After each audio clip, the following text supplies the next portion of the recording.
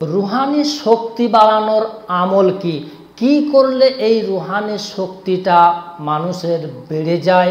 আর এই রুহানি শক্তি বেড়ে গেলে আপনি পরীক্ষা করবেন কিভাবে, বুঝবেন কিভাবে যে আপনার রুহানি শক্তি অর্জন হয়েছে।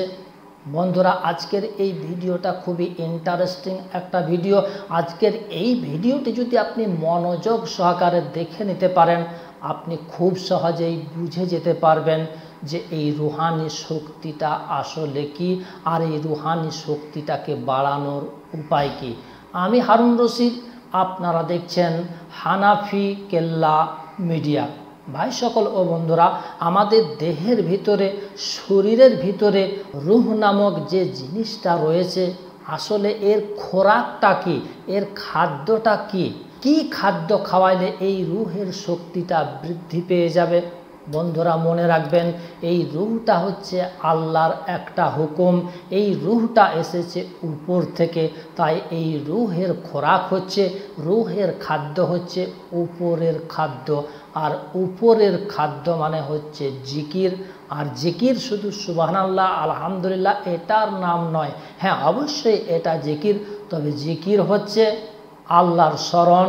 সেটা নামাজের মধ্য দিয়ে হতে পারে, কোরআন তেলাওয়াতের মধ্য দিয়ে হতে পারে, আরও অন্যরকমভাবে হতে পারে। মোট কথা আল্লাহর স্মরণ। আর এই আল্লাহর স্মরণ আপনার যত বেশি হবে, ততই আপনার রুহের রুহানি শক্তিটা বৃদ্ধি পেয়ে যাবে। রুহানি শক্তি তখনই আপনার বাড়বে যখন আপনি বেশি বেশি নামাজে মনোনিবেশ করবেন, যখন আপনি বেশি বেশি কোরআনের তেলাওয়াত করবেন, যখন আপনার মনটা, হৃদয়টা ইবাদতমুখী হয়ে যাবে, তখন আপনার রুহটা প্রচণ্ড পরিমাণে খাদ্য পাবে, খোরাক পাবে। আর যত বেশি আপনার রুহটা এই আসমানি খোরাকটা, আসমানি খাদ্যটা পাবে, তখন তত বেশি আপনার রুহের রুহানি শক্তিটা পাওয়ারফুল হয়ে যাবে। আর এই রুহের রুহানি শক্তি যখন আপনার সঞ্চয় হয়ে যাবে, তখন আপনি বুঝবেন কিভাবে যে আপনার রুহানি শক্তি এসে গেছে। বোঝার উপায়টা হচ্ছে, তখন আপনার ইবাদত করতে খুব বেশি বেশি মন চাইবে। রাত জেগে জেগে আপনি নামাজে আত্মনিয়োগ করে থাকবেন, তখন রাত জেগে জেগে তখন আপনি কোরআন পড়তে শুরু করে দেবেন।